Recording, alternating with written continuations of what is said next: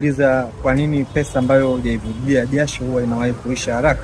Mara nyingi kumekuwa na hii kasumba ya watu ambao wanapata pesa nje ya utaratibu wa kawaida, kwa maana ya extra duty, bonus, allowance zingine zinapokuwa zimeingia huwa wana kawaida ya kuzitumia bila kuzipangia matumizi maalum, kwa maana ya kwamba ikiingia anaona ni halali kuichatua yote pasipo kuitengenezea utaratibu maalum kama ule ambao wanafanyaga kwenye vile vipato vyake vikuu, kwa maana ya kama ni mshahara na kama ni faida ambayo inatokana na ile biashara ambayo unaifanya. Tunasahau kwamba ili uweze kuondokana na janga la umaskini ni lazima uweze kuwa una manage kila senti inayoingia kwenye mikono yako na kuipangia kazi ya kufanya.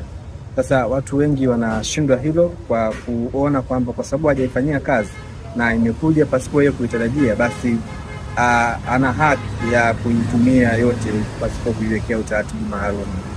Hilo ni jambo ambalo linatukwamisha watu wengi sana, na kama usipochukua hatua unaweza ukajikuta unaendelea kujidimia badala ya kupiga hatua za kimaendeleo.